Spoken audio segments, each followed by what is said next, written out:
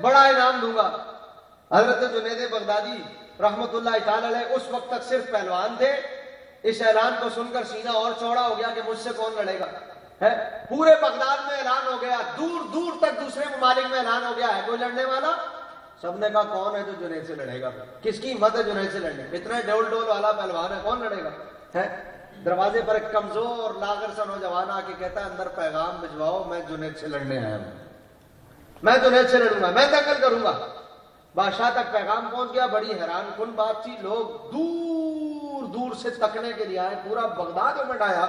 بادشاہ کا اپنا تخت لگ گیا کہ کون ہے جو جنید سے لڑنے آیا ہے, کس نے اپنی موت کو آواز دی. اللہ اکبر.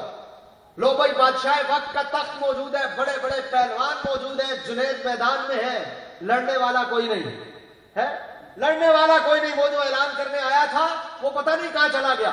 حضرات جی وقار, اب چہمگوئیاں ہونے لگی. کہا بادشاہ وقت کو بھی پاگل پنا چڑھ گیا, دیکھو اتنے عام سے نوجوان کے اعلان پر اتنا بڑا مجمع جمع کر لیا, وہ تو پتہ نہیں کون تھا, چلا گیا, اب کہاں آئے گا, پاگل آدمی ہوگا.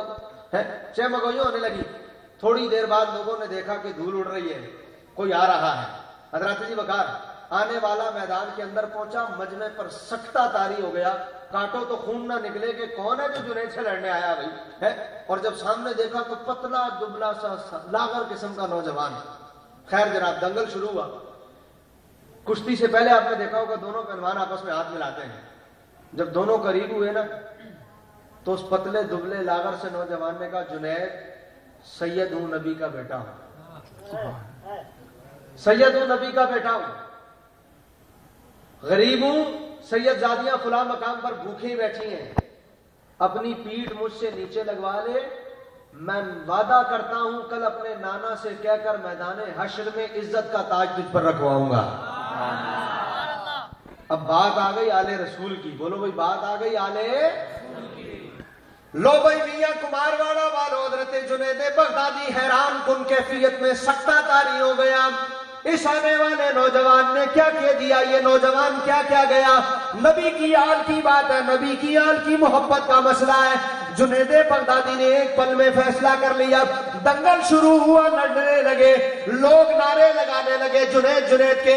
حیران کن منظر بغداد کے میدان میں دیکھنے کے لیے آیا. پل بھر نہیں گزرا, جنید نیچے ہے, وہ نوجوان جو آیا تھا وہ جنید کی پیٹھ کے اوپر.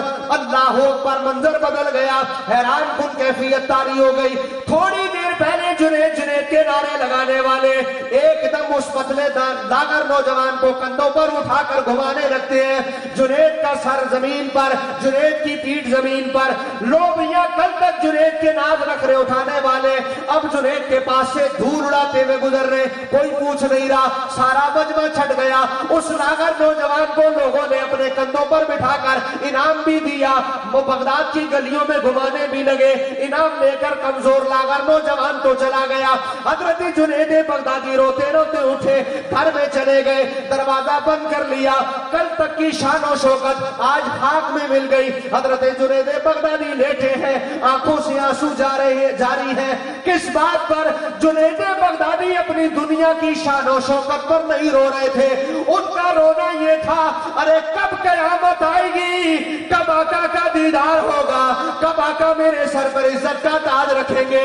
ہاں ہاں کمار واڑا والو, روتے روتے جنید بغدادی کی آنکھ لگ گئی. ادھر آنکھ لگی, ادھر سر کی آنکھیں بند ہوئی, دل کی آنکھیں کھل گئی, دل کی کھڑکیاں کھلی. جنید بغدادی دیکھتے ہیں سرکار اپنی کنیزوں کے ساتھ جنید بغدادی کے گھر تشریف لائے ہیں.